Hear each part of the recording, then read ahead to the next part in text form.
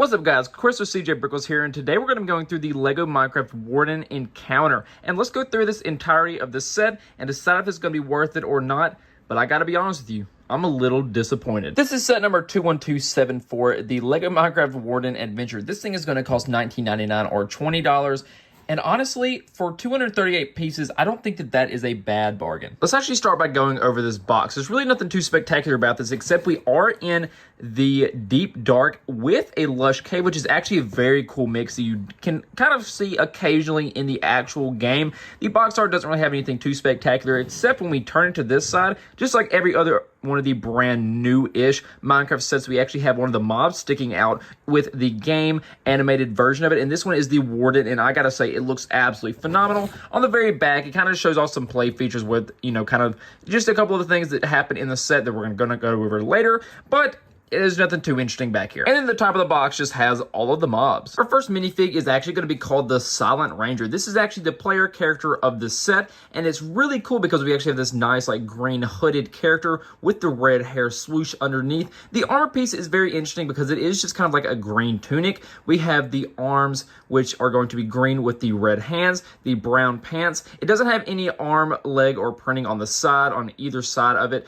but it does have some cool printing on the front and back. There's just not much detail on the back over here. However, what I do want to point out is that in the other Warden set that we got a couple years ago, we have a minifig that looks very, very, very similar. And also in this set, we got the, in quotation marks, rarer version of the chicken, because normally it just has the wings down with kind of like some little 1x1 tiles on the side, but this piece actually gives us the winged version. But obviously the mob we all want to talk about is the Warden, and the reason why I'm so low-key disappointed about this set is the fact that this is exactly the same Warden as we got in the other set, as you can see right here, and that just makes me a little disappointed. I know the design was very near to looking perfect already, but I really wish that we could have gotten just a couple more just differences in the set. I mean, this thing is down to the insides built exactly the same. It's very good. I will say I really love the printed pieces on the chest and the face right there. It just looks really good. I'm still just a little disappointed by how they built this because it does feel a little cheap. I like that you can articulate the arms. You can move them in any direction you want. But this little tab down here with the actual, you know, this just feels cheap for it being Lego. I don't know why I don't like these legs. They're just so skinny. He skipped leg day. But overall, it's a very good build. There are a couple things back here, like you can hold this and technically play with it. Like that's literally what this back part is for. But I don't know. I'm just disappointed in this. But now let's actually talk about the set, because there's a lot of really cool details on here, and I just want to start off with the actual deep dark side. And I just want to point out all of these skulk pieces. I mean, we have a sensor right there. We have a shrieker. We just have the normal skulk on the ground that will drop XP if you break it. And I really love that we have this translucent blue like water piece that kind of eases into the actual cave, which I think is very, very, very cool. It's really funny because the chicken actually has an egg that comes in with the set, and it really doesn't make sense why that's there, but you know, it's cool. Again, I love that we have the shrieker piece that is actually going to be on that printed circle tile piece right there. I think that is absolutely phenomenal. Back here in the back, you can see where we have the transition from both of the caves. So it is just a cave that goes into a lush cave.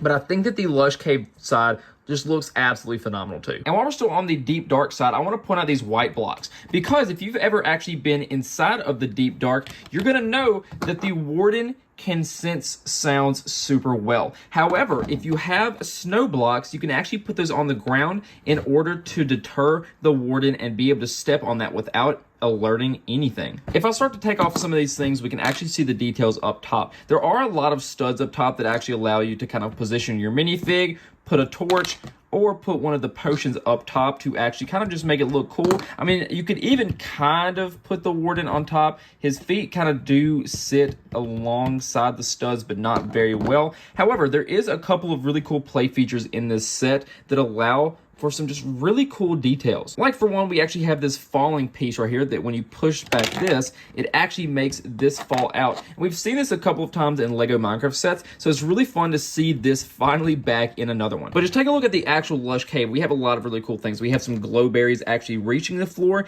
and we actually have a glowberry vine right here as well. There is a diamond block back there in the back, and this is literally the exact same diamond block that we've seen since the very beginning of Minecraft. So it's very cool that they stuck with with the design that just looks really good. There's actually a lava pool that goes down from a lava fall, and we're actually using some of these kind of newer translucent like orange pieces for the lava. And what I will say, I don't really like these newer pieces because you can see it on the blue as well. You can actually see the holes in there from the molding process, and I don't really like how it looks, but you can't deny that it doesn't look, you know, it looks really cool. One of the other cool parts about the set is it does have a little feature back here.